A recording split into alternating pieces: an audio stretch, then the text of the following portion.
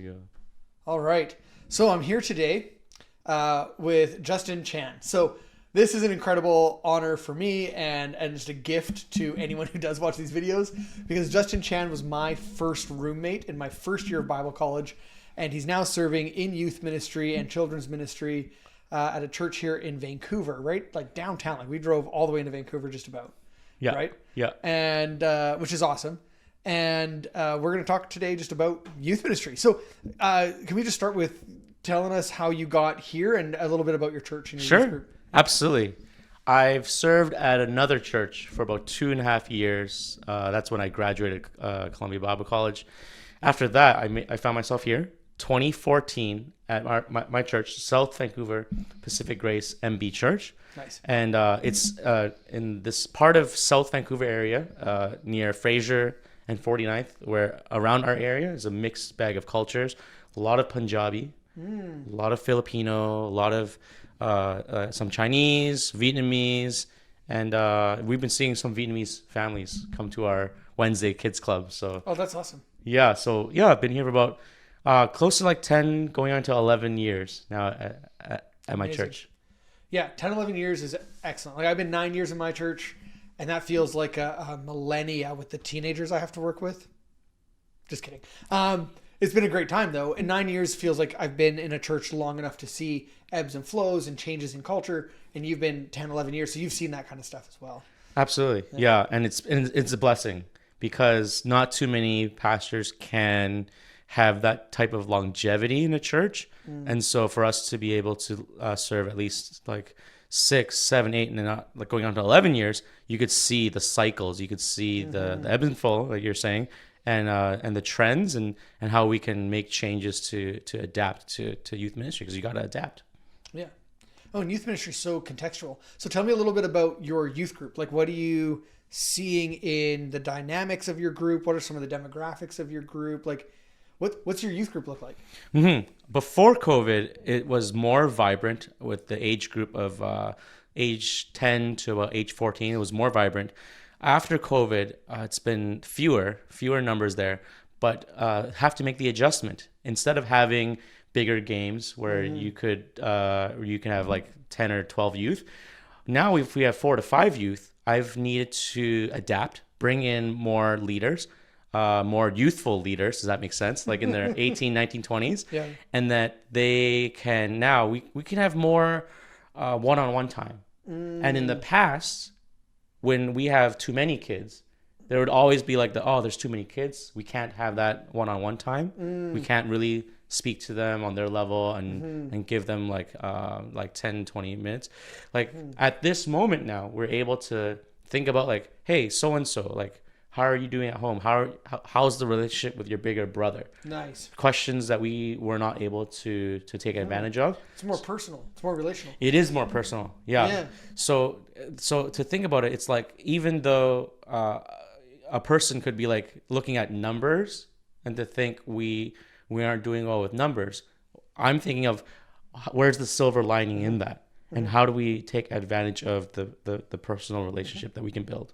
Well, absolutely. And I don't think numbers are the key thing. Like, so far on this journey, I've met with people of various degrees of size of youth group. And every one of them is learning to do the best possible youth group they can with the group they have. And one of the themes I've come across has been that in a smaller group, you get way more opportunity to care personally for the young people you have. In a larger group, you spend a lot more time running a program, and you're far more busy sort of managing than you are personally investing into the lives of individuals. Right. And one more point is that even though it's our Sundays that have lower numbers, we've now invested our time on our midweek, our Wednesday, to see to again have that calling. We do want to grow. Like, let's not lie. Let's not kid ourselves. We want to reach to as many people as possible. To the ends of the earth. To the ends of the earth. Right? That's Yeah, right. for sure. So our focus with our midweek group has escalated. We've wanted to pour more time and be more creative in that sense. So I've made the decision of a lot of people know what Awana is. I've made a decision of altering that, modifying that so that it's more street friendly, neighborhood friendly. This is no judgment on Awana. They probably have a very good thought out system. I just thought that I have my own program to be a lot more inviting, to be much more evangelical in some ways. We've been seeing Vietnamese families come. We've been seeing more Filipino families come. And for a Chinese church, that's something. That's something. It's something. So on our Sundays, they don't yet come to our Sundays frequently, but for youth ministry, I have to think beyond the Sunday. Totally. How can we be impacting kids on the Wednesday, on the Fridays, and of course we pray on the Sunday, of course. Yes. Yeah. So okay, so you do something on Wednesday, you do something on Friday, you do stuff on Sunday. What is a week if you're a teenager at your church and you did everything? What would a week look like? What would they get to do? Right. So if you were a youth, so on a Wednesday, that's more geared to like games. You can earn tokens.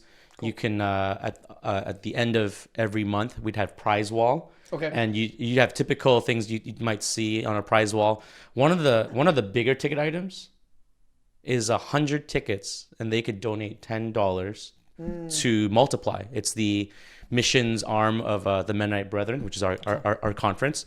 So that's been really cool. And that is neat. Yeah, and that's another way for us to say like, yeah, you can get the pencils, you can get the crayons, you can get the stuffies, but if you get to a certain age, and there's one kid, she's 11 turning 12, and she's much more interested in how can we do what scripture is telling us to do.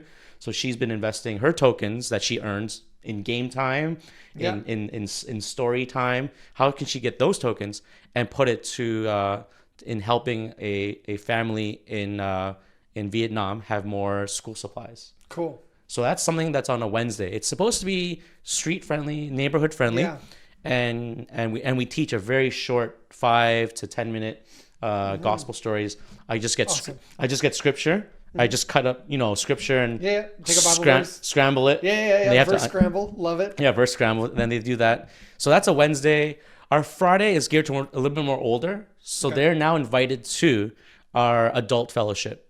Cool. And the reason why we have that is because we've struggled. Our Chinese church has struggled in walking with and transitioning with youth going up to an older age, 18, 19, 20. It's a big problem. It's a big problem. I think it's a big problem in any culture, but I suspect that there's unique challenges that come with the Chinese church for that. The generational transitions are difficult. It is. And I think it's because, and this may be also for Western churches, that we've siloed every age group out of convenience. Absolutely. So we have our like the mid, like what is it? The junior, preteens, and then you have the senior, and then you have people who are in college and university. Yeah. We've siloed everything for so long that just when they reach that next tier up, they just might not have that same camaraderie, the fellowship there. Yeah. So our Fridays, we want to encourage our 14 and 15-year-olds to be able to hang out with the 20-year-olds.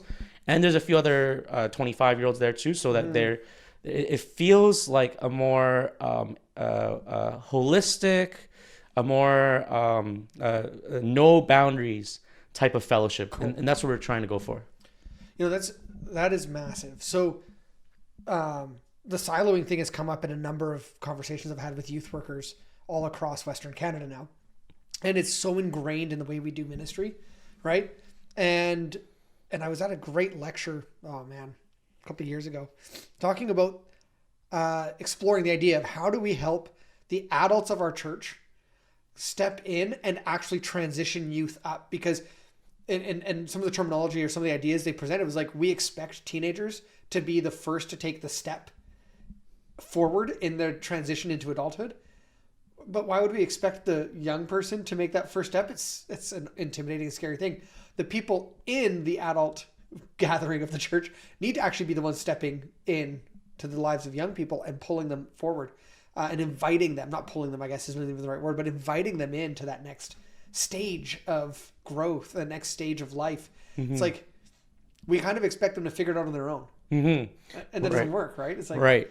I've been trying to be more active in in reaching to younger people in ways that are outside of Sunday specific. Yeah. So at times I've been challenging the older college group to say like, hey, could you invite one of the middle schoolers out to go shopping So cool. and like and how can you like spend time with them just outside of church, because it's on Sundays, like like they see each other, we play games, but I don't think we have this feeling of like of deep friendship where if let's say that middle schooler had their first breakup, like who are they going to go to? Do they feel supported by that community around them? Exactly. Yeah. Right. So the dream is that if that person goes through a breakup, or if they're on the fringe of failing a school subject, sure, yeah, that they could at least send a text message to someone at church, yes, and they feel like,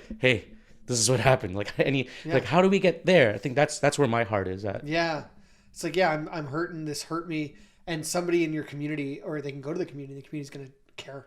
Like they're gonna like wrap them up in a hug. It's gonna care for them, meet some of that emotional pain and need. Yeah, that's a great direction to be heading. I love that. Okay, so 10, 11 years at this church. That's a great stint. You've probably got a ton of awesome stories. What is one high point, or maybe two? However many you feel like sharing. But what's a high point? Right. Oh man, a high point in youth ministry. I think this might sound strange to those who are viewing at wherever you are, but in a Chinese church, it's strange for me to be thankful that I'm able to buy a set of laser guns and have very few questions about it. That's awesome. You know what I mean? That's awesome. You know what I mean? I'm in a place where going to having an overnight camp with youth, middle schoolers, maybe some high schoolers, and like 3 or 4 leaders, sponsors, whatever you want to call them, to be like, what are you doing, Pastor Justun? Like, why are you driving 4 hours out of your way? Like you get you can go to Camp Luther and you can have like a bigger like church camp and you can take advantage of the church of like the once in a year or once every 2 year church camp, and so I'm in a church that like it's they're learning how to contextualize what the gospel looks like, what relationship building looks like in a youth setting, and then again add on to that a smaller youth setting because of what COVID has done. Yeah, for sure. So I think when I got a huge stack of laser guns, I think it's just people are now understanding why. They understand the usage. Yeah. They no longer look at it and be like, this is a waste of money. And so now for me, it's like a tipping point. For like 8-9 years, it's been like a bit of a uphill climb of my vision and what I think is the Lord's vision. And now there's been more of an acceptance of that kind of messiness of what youth looks like probably at your churches or maybe at Andrew's churches. Now I feel like I'm a bit more comfortable in that. And it's giving me more confidence for potentially more ambitious things, right? Nice. That sort of thing. I like it. So it's as simple as that. Like for me, like just having laser guns. But of course, that camp that I just talked about, that's very exciting for me that we could try new things.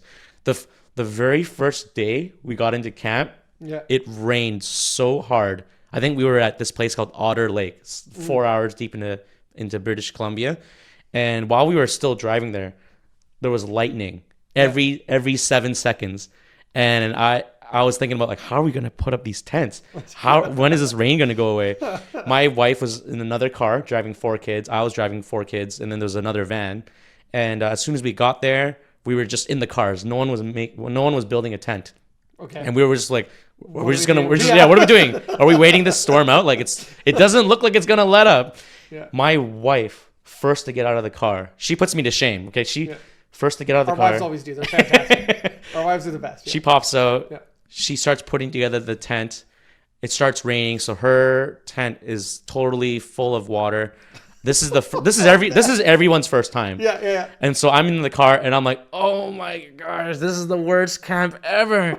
But we got out, we got towels and everything. Yeah. And we were so dead set on making this work that within, I think, just like an hour, we got 3-4 tents up, all dried, tables set, tarp and everything. Yeah. It was the biggest 180. Yeah. In that moment. And it pulls the group together. There's so much bonding when you have to survive something challenging. Like that's right. A classic BC rainstorm in the middle of camp. Yeah. That's right. Yeah. For me, that was an ambitious moment. We're just more used to the less ambitious, higher control situations. And in that moment during COVID, I was throwing everything at the wall, all these ideas just to have youth more active at church. And that camp was one of the highlights. Yeah, that's awesome. That's one, and I can quickly talk about this next one. It's just please. About Awana, right? I said earlier I made modifications to Awana. I put together something called Funcouver.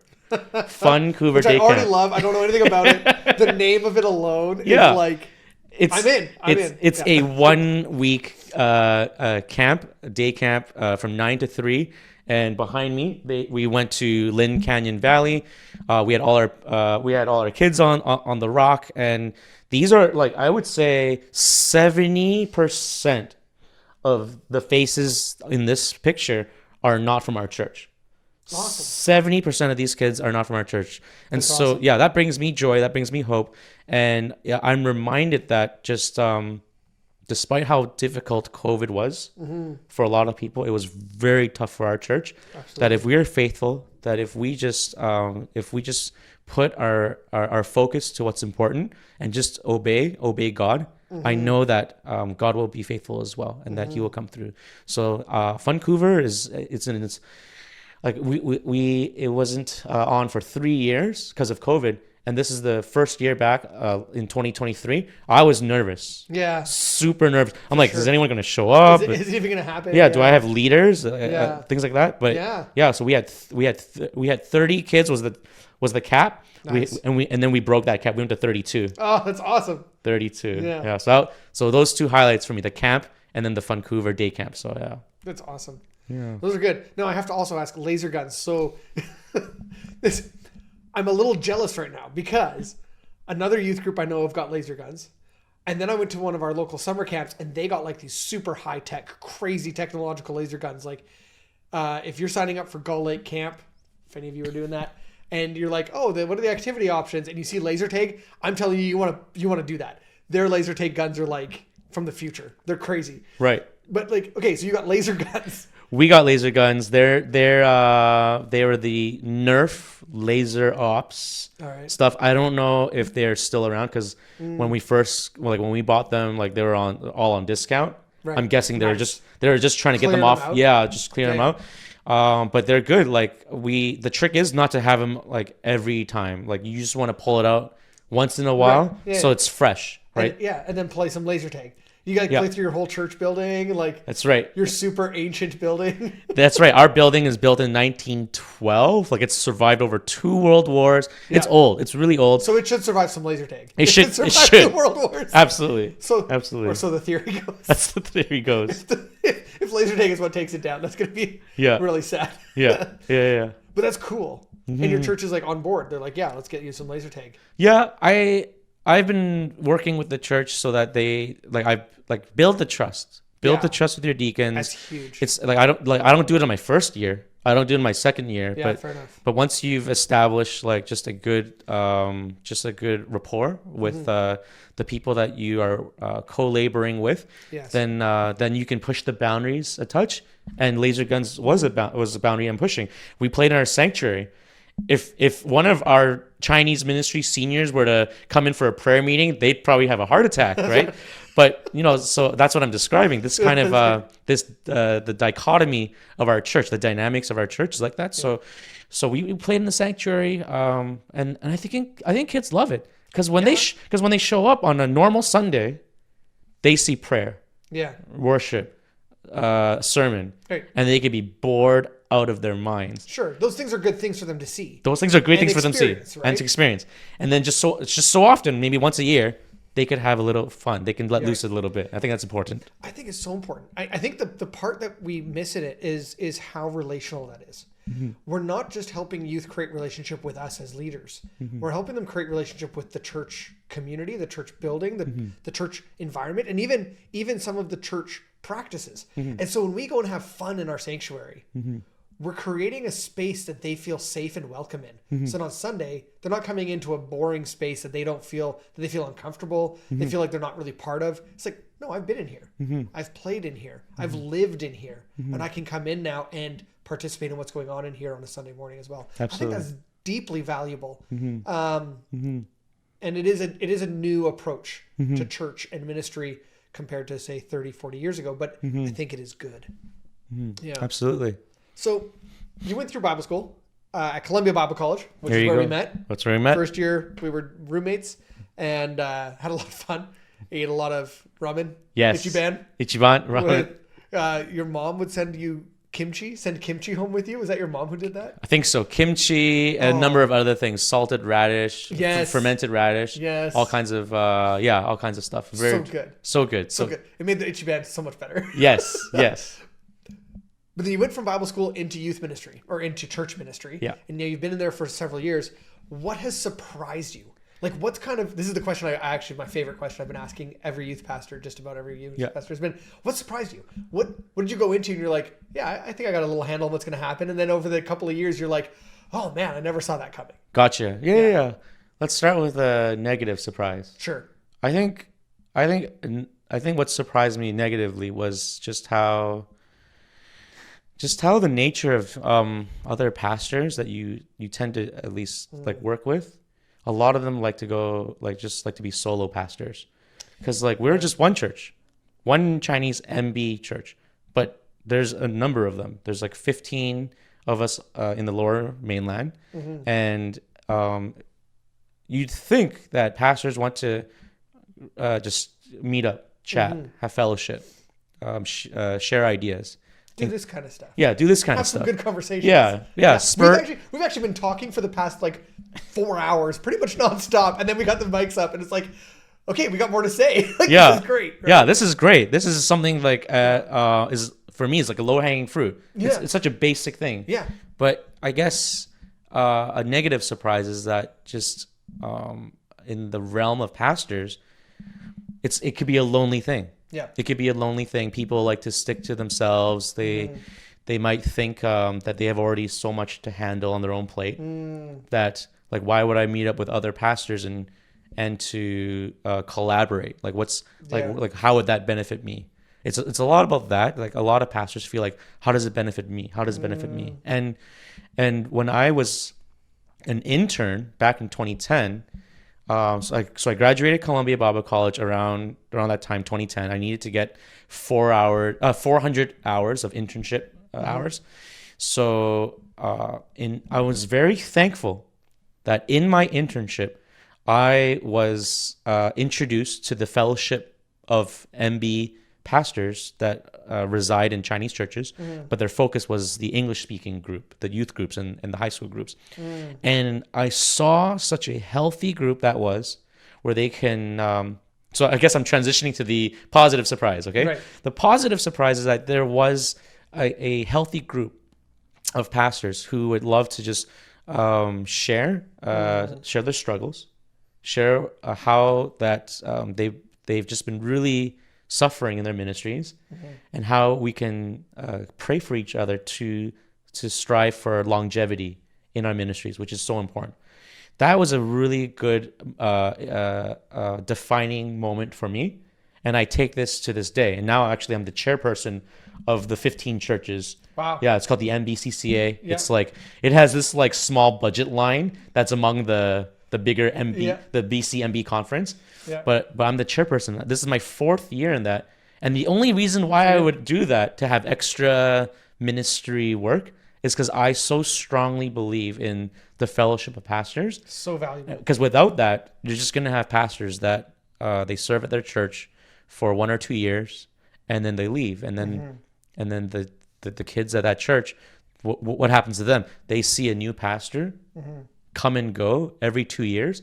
Like there must be some kind of attachment issues, spiritual 100% there attachment would be. issues, Yeah, right? there'd be massive attachment issues. Yeah, so those are the two. The negative surprises that I find that a lot of pastors, maybe they just don't realize the overwhelming responsibility, so that they don't prioritize the fellowship. And then the other surprise is I'm so glad that there are pockets of pastors who see that, and it's so fruitful. And I would hope that whoever's following in or listening in, that you do have a group of people who that you can just turn to, just to let share what's really deep on your heart, that you just can't share with someone at your own church, just because we all know we all have something that's really difficult to share.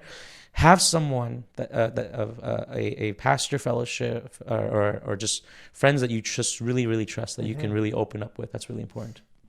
Man, I'm so on board with that. Like, it is essential that we be in community. The Christian church is not meant to be an individual building, and it's not a solo project. We are to be the body of Christ and on this journey together. And then we become supporters to one another, right? We bear with one another's burdens. We sharpen one another as iron sharpens iron, or steel sharpens steel. I don't remember how that goes. We'll lose it in translation. But like, there's so much value to the gathering together, to the community. And for pastors, there's so much in what we carry that is hard to communicate, but makes sense to one another. And I think that's really important. Those are great. I'm sorry that you found so many resistant people. I wonder a little bit, and I'm trying not to get into a monologue here at all, but this is me interviewing you, but I tend to talk too much. But I do wonder a little bit if some of the resistance is what you said, but I also think some of it might be fear. I think there's a lot of fear for pastors, and I think it's linked to ego. So I think fear is often linked to pride, because fear is a fear of losing something, usually loss of relationship, loss of success, or a loss of identity. Those are usually the main fears. And we're afraid of losing something. And when our ego gets in the way of our ministry, right? And we start to like tie our identity to what we're doing, community can be scary, because what if in that community I'm challenged, or I have to change, or I'm found out for something I'm doing that I'm not supposed to be doing. And now I'm at risk of losing everything that I think I am. And I say that out of my own story. I mean, I've experienced that kind of loss, I think, where I came into ministry at the beginning with a lot of ego attached to it. And over the years begun to mature out of that, I think. But I think many of us are stuck in that. And I think as a result, many pastors are scared or reluctant to enter community with other pastors, because what if that means I'm going to be criticized? What if that means I'm going to be called out? That's right. Yeah. I think I resonate with that kind of mindset, and I think it is very real. And yeah, we are human, right? Absolutely. We have our shortcomings, and I think for young pastors that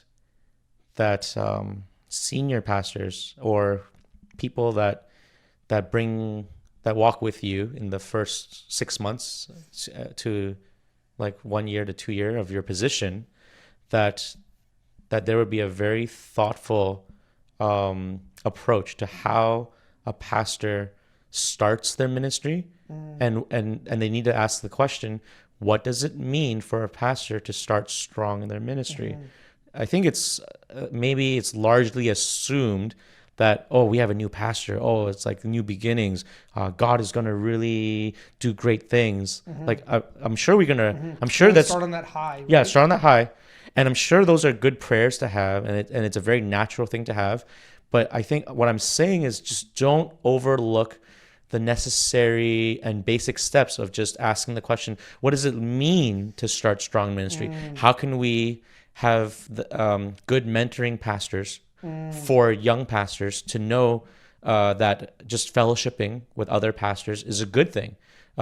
Find someone out of this church that you can just share really, really deep struggles with, and how can and if something, and if sinfulness is in your life, like 9 out of 10 chances, a pastor who is struggling with sinful addictions, like what is the likelihood they are going to I'm going to talk to my deacon board and my senior pastor? Yeah, they're going to hide it, right? Like, exactly, because they're in fear of their position, losing their job. So isn't it much more wise now to at least to have someone that you can go to trust, and that you can share these things so that you could help remedy some of these dark things in your life. I think that's important. And so what does it mean to start strong in your ministry? Because you can't do that as a solo pastor. You need the involvement of multiple people in your ministry, and for that. Totally. Yeah, we need a network. We can't be alone. Yeah, I love that. Let's just keep moving along here. What do you think are the biggest challenges facing teenagers? Now, I really want to hear not just what you think in general North American teenager. I'd love to hear what you think are the challenges that your teenagers or the teenagers of your community are facing, because I think youth ministry is very contextual. It's going to be uniquely approached in various places. What I'm doing in rural Alberta is not going to be the same as what you're doing at a Chinese church in downtown inner city Vancouver. Like, there's got to be a difference in that, right? And so I'm curious what the challenges might be the same, because teenagers are teenagers and there are similarities across the board, but there's going to be some differences. And so I'm curious, what are some of the challenges that you see here that youth are facing, whether that's challenges around what they believe, challenges around just getting through life. We talked briefly already about transitioning from adolescence to adulthood, that kind of space. So I don't know, what are some of the challenges you're observing and seeing? Right. I think in the church that I'm at, I think the context is that there's a lot of families who are they're immigrant families, or their sons or their kids of immigrant families. I think immigrant families, they come to a new place and they want the best for their kids. Yes. And I don't mean just like the best. I mean like they idolize their kids. Oh, okay. So they put their kids up to like the highest standard. Like, I mean, like they prop them up so high. And I think their reason of living, and this is no judgment of any family, because I'm sure, like, I'm gonna have a son in July. I know, it's right? so exciting, man. That's so good. My first kid will be born in July of 2024, and so I'm sure I'll love and just, you know, like shower blessings and just envelop my son with a lot of love. I think what I'm trying to say is that there are some Chinese families or Asian families that their reason of living is that they want to make sure that their kids are happy. They're living now for the next generation. To be happy. Right. And so yeah. Hedonism, right? Right. Yeah. Right. Yeah. And so an example is I want to make sure I provide for my kids, make sure they have everything that I didn't have when we've sacrificed so much to immigrate, to make sure that they have the best schooling, to have everything. And another place where it comes out is this, where whenever there's hardship, whenever there's an inkling of like suffering for one of their kids, I think they've now justified how to very easily pivot to not ever think about that suffering. Right. So like, just a simple example, I'm not doing well in math. I have a C-. My parents would say to me, "Justin, you're really good in music. You're really good in other areas. Yeah. You're really good at a debate club or something like that, right?" Yeah. And so I think what we're doing is like, we're not wrestling with our kids on things that might be hard, might be difficult. So the challenge is not is something that they don't like. Put this and apply it to other areas in life. I think for the challenge that I see for youth is that there's a lot of youth that are not challenged. They don't really care why they're at church. If they're not happy at church, imagine parents saying, "Okay, well, you can just go to another church, or you can just stop going to church at all." Yeah. Imagine that, right? Yeah. So there will be a time then where the youth turn into teens. Teens are going to be in their college, high school, or whatever, university. They are eventually going to meet some sort of hardship. Maybe that they something that is they're not trained to tell their parents about because they just haven't had it before. Yeah. Right? They don't know how to deal with these hardships. And mom and dad will just avoid And they'll So, avoid. and that's not going to help me. So I need to That's right. deal with this. Yeah. Yeah. So, and so we've been seeing a lot of depression, Yeah. mental suffering, and it's very unfortunate that I have to share with you, Andrew, that in 2021 we had an 18-year-old girl commit suicide. It's terrible. In our church. It's very, very, very tough, and we can always think and look back and say, like, were there any signs? Were there any this or that? I'm not here to say that her parents weren't able to go over challenges and hardships with her. That's not what I'm saying. What I'm saying is that I think there's a lot of struggle that is unsaid. Yes. There's a lot of silent struggling, and I think if the parents that are in my church could embrace how to just walk through the difficult times, and maybe even share their difficulty that parents have had. They've been through difficult times, and it's like we've been through difficulty. I don't want my kids to ever feel what I felt, so we shelter them from everything, make happiness the goal. That's right. Which is super dangerous. Yeah. And then we actually create suffering as an evil. That's right. Where suffering is not an evil, right? Right. I literally had a conversation a couple weeks ago where I was working with some students, and I realized I had said that God caused suffering to happen to the righteous and the unrighteous, right? Yeah. Caused the rain to fall on the righteous and the unrighteous. That's But right. I didn't use that term. I said God was using judgment and carrying out judgment rightly over all people, right? Talking about the book of Revelation. And one of the students goes, what I just heard you say was that God causes us to suffer. And I said, well, yeah, sometimes, pretty often actually. If God's in control and God is God, then yeah, a lot of our suffering God allows or directly causes. And then I looked at them, I said, but suffering's not evil. Suffering isn't evil. In fact, most often suffering is good. Suffering grows us, matures us. James 1, right? Like, count it joy because suffering brings about maturity. And this student really wrestled with that. And I don't think they're the only ones. Right. Right. I think this issue of happiness as a high, not just a high value, but almost as a God to us, gets in the way of allowing us to suffer well. I mean, Christianity is built on suffering, right? Like, we don't use that terminology often, but the apostles celebrated when they were found worthy to suffer for Christ and with Christ, right? We avoid suffering like the plague today, as if it is the greatest evil. But it's like, it's not the greatest evil. Suffering is a means by which God refines us, grows us. Right? We talk about fire a lot in the Bible, refining fire and refinement. That's not something that's done happily. It's done through suffering. And I could go on a whole lecture on that. Right. No, you're absolutely right. And if we can channel a bit more of that teaching, I think it would be helpful not only for the kids, but also for the parents, how to teach them and disciple them.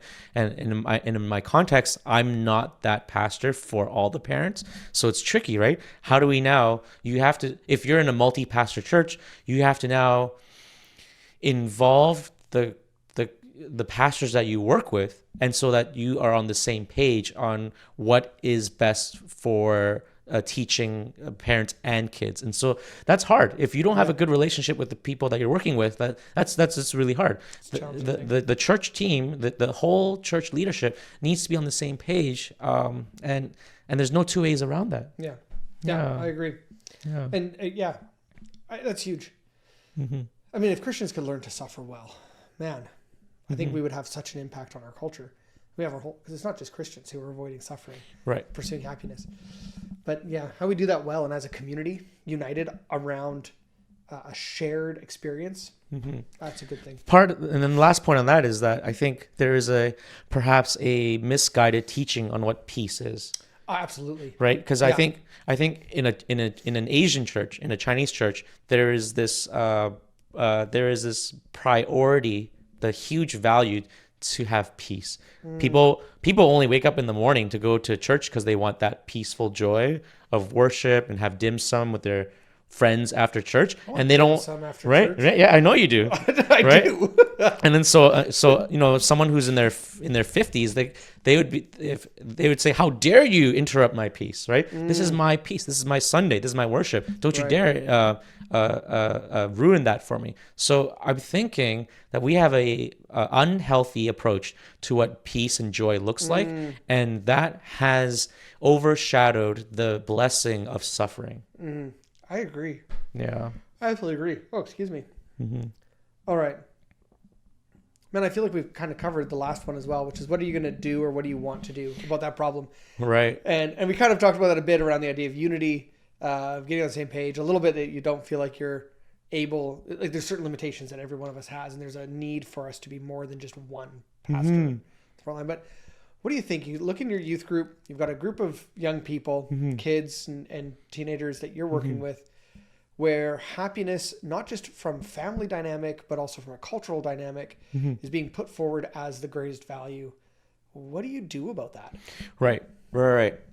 I think there needs to be a calling for parents to have some transparency, have them be able to share their struggles, which there is no shortage of struggles that some Asians have from immigration, and there's just lots of comes from very hard places. Absolutely, and not to view those failures as shame, because we're talking like a lot of shame and honor culture here, but to embrace the story and journey that God has put on the lives of some of these parents.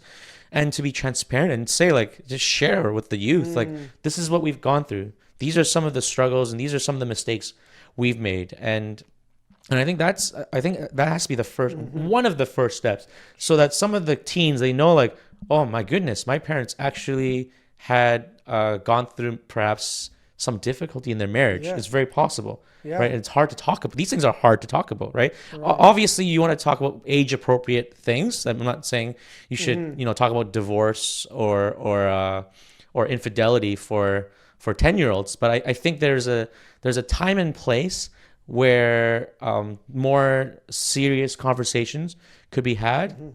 And to take advantage of multiple churches working together, you could have people from another church just be guest speakers, so that when they're sharing at a new church, they can at least feel that no one here, like, everyone here is a brand new face. Yeah. No one here is just gonna to judge me and throw me under the bus next Sunday.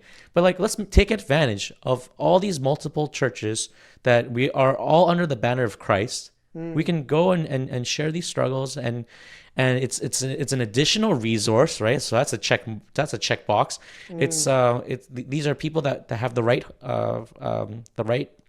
heart, that they want to speak to young people. So I think transparency and just opening up. I think for far too long, everyone's just been holding their deepest struggles and deepest sorrows so close to them. And I think the Holy Spirit wants to draw that out, because as a community, I think that really lifts up who we are and why we have hope, right? And because how do you have hope?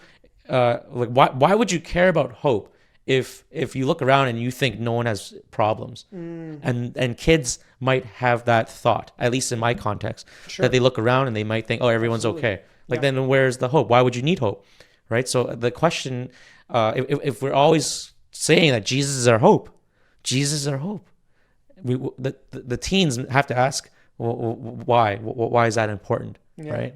So if everything's so good, why are you worried? But it's like, no, I need hope, because life hasn't been perfect.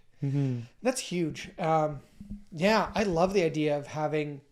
Well, it's a bit two-sided, I suppose. I love the idea of having people come and share their story and parts of their struggle with young people. It's relatable. Young people are going through all kinds of struggles, and they keep a lot of them quiet from adults. And it's like, when you come in as an adult and go, hey, yeah, this is what I've been through, and this is what I'm actually, maybe if you're vulnerable enough or willing enough, this is what I'm actually going through right now. And I just trust in God, because I know He's with me, or here's how God has redeemed parts of my story where this was really, really painful, and now God has come about and new life has come out of that negative situation. And young people hear that and they go, oh, there is hope.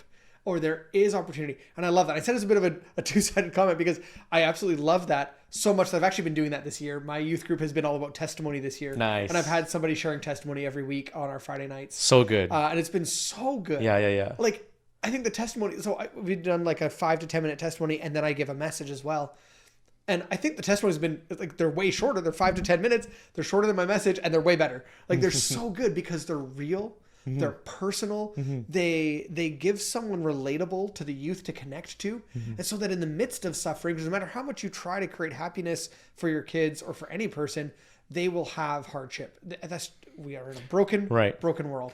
Right. Shalom is not whole yet, right. you know? And so we have that brokenness. And so we have this incredible opportunity to relate, and they will find that relatable when we share suffering. Right. Whenever there's a testimony and sermon on like the same segment, I put the testimony as like, I put that on as like the highlight. Yeah. And then if I'm doing the sermon, I try to make it so that I'm the crescendo to the testimony.